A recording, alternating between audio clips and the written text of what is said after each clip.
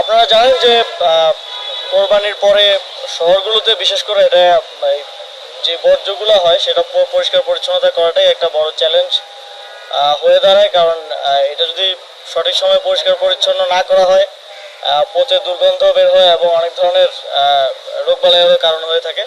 তো সেই জায়গা থেকে সিটি কর্পোরেশন, ঢাকার দুইটা সিটি কর্পোরেশন 12 ঘন্টার মধ্যে এবার পরিষ্কার পরিচ্ছন্নতা করার চ্যালেঞ্জ নিয়েছে। আমরা আশা করছি আজকে রাতের মধ্যেই পুরো ঢাকা পরিষ্কার পরিচ্ছন্নতার যে সিটি কর্পোরেশনের যে কার্যক্রম সেটা সম্পন্ন হবে। ইতিমধ্যে আপনারা দেখতে পাচ্ছেন যে বিভিন্ন গাড়িতে বোঝাই করে বর্জ্যগুলো নিয়ে আসা হচ্ছে এবং আশা করি যে এই বর্জ্যের কারণে ঢাকার মানুষের ঈদ আনন্দ কোনোভাবেই হ্যাম্পার্ড হবে না।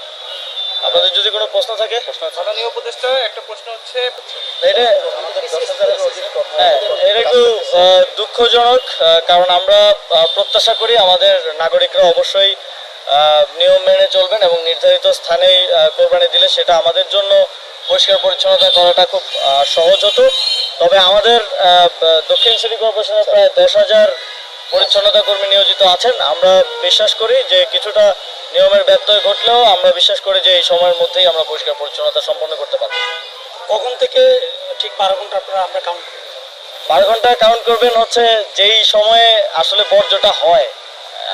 জবাইয়ের সময় থেকে করলে তো সকাল থেকে শুরু হয়েছে হ্যাঁ, 10টা থেকে মোটামুটি কাজ শেষ হয়ে যাওয়ার পর থেকে আনুমানিক 10টা 11টার সময় থেকে 12 ঘন্টা কাউন্ট করেন রাতের মধ্যে।